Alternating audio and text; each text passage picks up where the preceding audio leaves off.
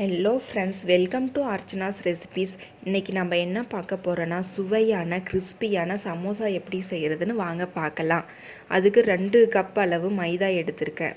கூடவே 1/2 table spoon அளவு உப்பு எடுத்திருக்கேன். அதை சேர்த்துட்டு கொஞ்சம் கொஞ்சமாக தண்ணி சேர்த்து இதை சப்பாத்தி மாவு பதம் போல் பிசைஞ்சு வச்சுக்கலாம். பாருங்கள், இது மாதிரி பிசைஞ்சாச்சு. இந்த மாவு காயாமல் இருக்கிறதுக்காக மேலே 2 டேபிள் ஸ்பூன் அளவு ஆயில் சேர்த்துக்கலாம். சேர்த்துட்டு இதையும் ஒரு டைம் இது மாதிரி பிசைஞ்சு விட்டுக்கலாம்.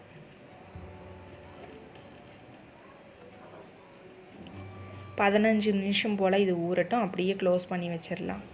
15 நிமிஷம் ஆயிடுச்சு. இந்த மாவை லைட்டாக ஒரு டைம் இது மாதிரி பிசைஞ்சு விட்டுக்கோங்க.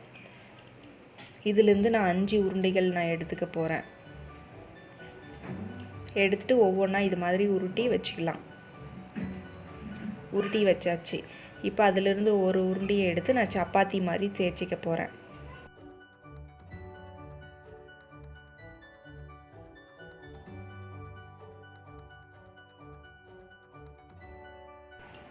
பாருங்கள், இது மாதிரி இந்த 5 உருண்டைகளும் நம்ம தேய்ச்சி வச்சுக்கலாம்.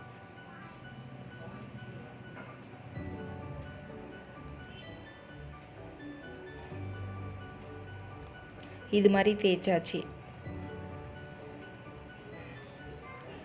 மைதா மாவை கொஞ்சம் டஸ்ட் பண்ணிக்கலாம்.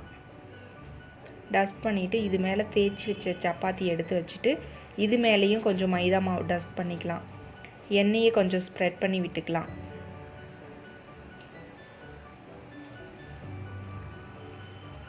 சப்பாத்தி இது மாதிரி சேர்த்துக்கலாம்.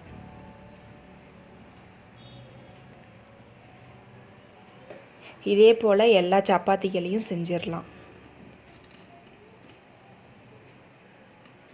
பாருங்கள், எல்லாத்தையும் இது மாதிரி செஞ்சாச்சு. மேலே கொஞ்சம் மைதா மாவை டஸ்ட் பண்ணிவிட்டு இதை நம்ம விரிக்க ஆரம்பிச்சிடலாம். நம்மளோட தவா எந்த சைஸ் இருக்கோ அந்த சைஸ்க்கு நம்ம விரிச்சிக்கலாம்.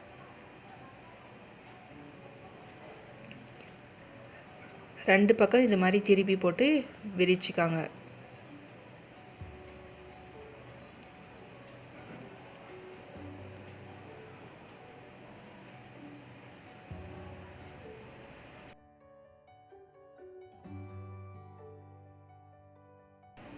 இப்போ தவா சூடாயிருச்சு. இது மேலே 2 டேபிள் ஸ்பூன் அளவு நான் ஆயில் சேர்த்துக்கிறேன். சேர்த்துட்டு தேய்ச்சி வச்ச சப்பாத்தி எடுத்து இது மாதிரி நம்ம போட்டுக்கலாம். போட்டுட்டு இது 2 பக்கம் நல்லா திருப்பி விட்டு வேக வச்சுக்கலாம். அது லைட்டாக வெந்தால் போதும். இது ஆறின பிறகு லேயராக வந்துடும். பாருங்கள், ஆறின பிறகு இது மாதிரி எடுங்க. முன்னாடியே எடுத்தால் அது கிழிஞ்சிரும். பாருங்கள், இது மாதிரி வந்துருச்சு. எல்லாத்தையும் இது மாதிரி எடுத்தாச்சு. திரும்பவும் நம்ம இதை 1 பை 1 அடுக்கிக்கலாம். அடுக்கிட்டு நைஃப் இல்லாட்டி பீஸா கட்டர் ஏதாவது ஒன்று வச்சு இது மாதிரி நம்ம கட் பண்ணி எடுத்துக்கலாம். நான் இதை 4ஆக கட் பண்ணி எடுத்துக்க போகிறேன்.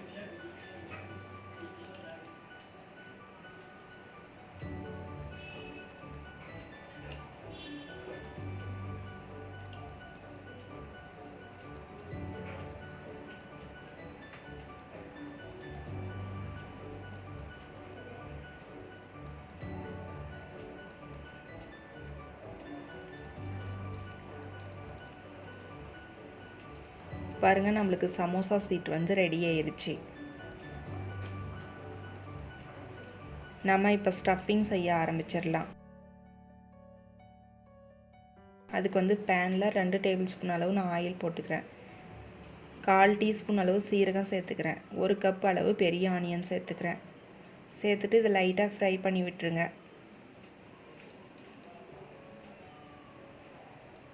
கூடவே கொஞ்சமாக நறுக்கி வச்ச பீன்ஸை சேர்த்துக்கலாம். நான் வேக வச்ச பட்டாணி சேர்த்துக்கிறேன். துருவி வச்ச கேரட்டு, அதே மாதிரி நீல வாக்கில் கட் பண்ணி வச்ச முட்டைக்கோஸு, இது 4ஐயும் சேர்த்துட்டு நல்லா இது மாதிரி ஃப்ரை பண்ணிக்கோங்க. இது வேகிறதுக்காக கொஞ்சமாக உப்பு சேர்த்துக்கலாம்.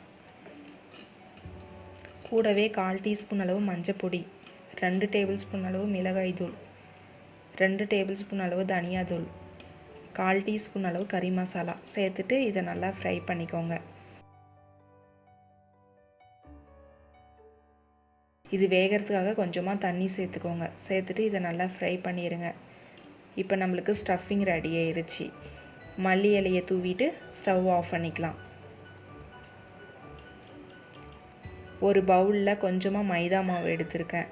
அதில் கொஞ்சமாக தண்ணி சேர்த்துட்டு இது மாதிரி பேஸ்ட்டாக நம்ம கலக்கி வச்சுக்கலாம்.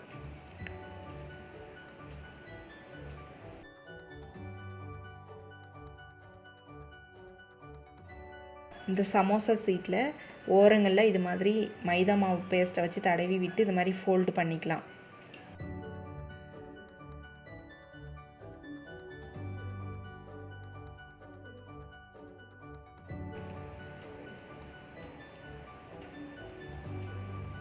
இப்போ ஸ்டஃபிங் எடுத்து நம்ம வச்சுக்கலாம்.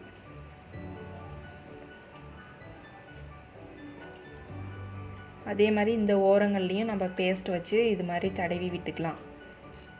விட்டுட்டு இது மாதிரி நல்லா வச்சு நீங்கள் ஃபோல்டு பண்ணிக்கோங்க.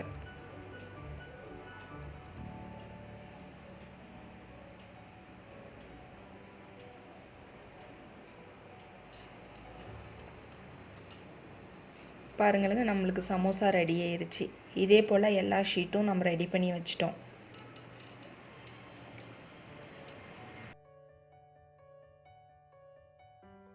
இப்போ செய்ய ஆரம்பிச்சிடலாம். எண்ணெய் சூடாக ரெடியாக இருக்குது. அதில் ஒவ்வொன்றா போட்டு நம்ம பொரிச்சு எடுத்துக்கலாம். கோல்டன் ப்ரௌன் ஆகிற வரைக்கும் நம்ம நல்லா பொரிச்சு எடுத்துக்கலாம். 2 பக்கமும் நம்ம திருப்பி விட்டு வேக வச்சுக்கலாம். பாருங்கள், நல்லா கோல்டன் ப்ரௌன் ஆயிடுச்சு. நம்மளுக்கு சுவையான கிறிஸ்பியான சமோசா ரெடி ஆயிடுச்சு. கண்டிப்பாக நீங்கள் ட்ரை பண்ணுங்கள். என்னுடைய வீடியோ பிடிச்சிருந்தா லைக் பண்ணுங்கள், சப்ஸ்கிரைப் பண்ணுங்கள், மறக்காமல் ஷேர் பண்ணுங்கள்.